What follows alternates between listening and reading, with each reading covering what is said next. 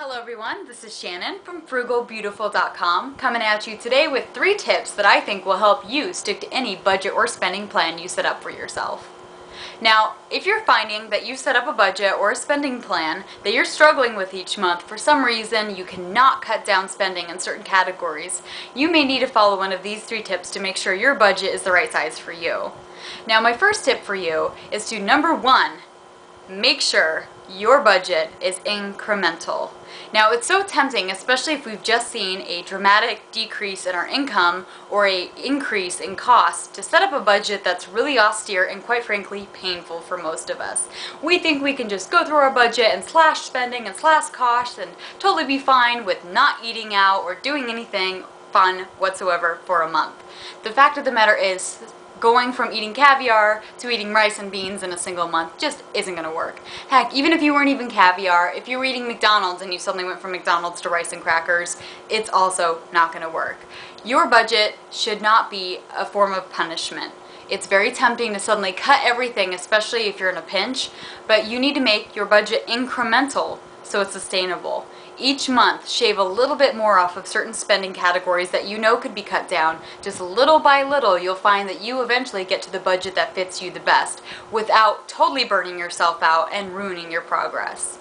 Now, the second thing I would recommend for you is to make sure you have goals that are stronger and more important than your impulse shopping. Now, if you have a problem with impulse shopping like we all do, you need to set up a goal that's going to really power you through those impulse buys and make sure you stick to the long-term plan. The fact of the matter is that if your goal is kind of vague, like, oh, I just want financial freedom, I really just want to pay down my debt, it's not a specific goal. You need something you can get thrilled about, something that's so exciting, motivating, and ready for you to take action that it doesn't even matter how cute those boots are in the store window, you are not going to stop for anything to get them. Your goals need to be bigger than your impulses. Now, here's what's great about impulse shopping though when it comes to your budget. You can make it work. I personally have a spreadsheet on my computer that when I'm moseying around on the internet and I find something I absolutely have to have, I'll put the link on the spreadsheet and wait until the end of the month. And if I have a little money left over, then I will buy whatever impulse item I really wanted. But the great thing about putting it off for a few days is that by the end of the month, you may find that you don't even need whatever it was that you thought you had to have. So it's a great way to curb your impulse shopping, but also to reward yourself at the end of the month by not completely depriving yourself.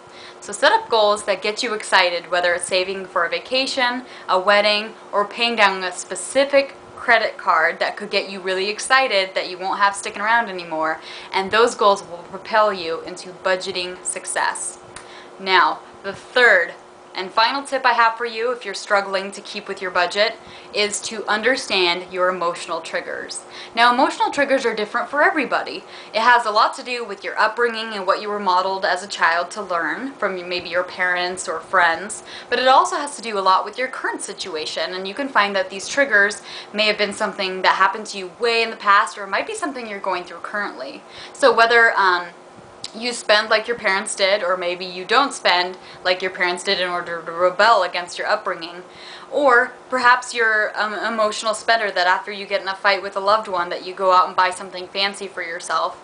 Or even if you hate your job and you go out and go on a shopping spree on the weekend to make up for the fact that you hate your job, well, that might be an emotional trigger for you. So take a good few minutes and try and understand what your emotional triggers are. I guarantee you, if you have more money spent on the end of the month on your credit card bill, and you're not really sure why or how you ended up spending so much money, it might be the result of an emotional trigger. And one book I would recommend for you is Emotional Currency. I'll put a link in the comment section for you to find the book called Emotional Currency. It will help you better understand your emotional triggers so you can better understand where you can cut back on your spending and why you seem to spend in certain categories and not in others. It's a great read.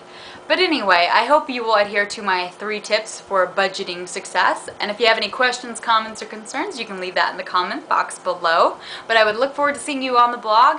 And again, I hope and wish you have a frugal and beautiful life. Thanks again.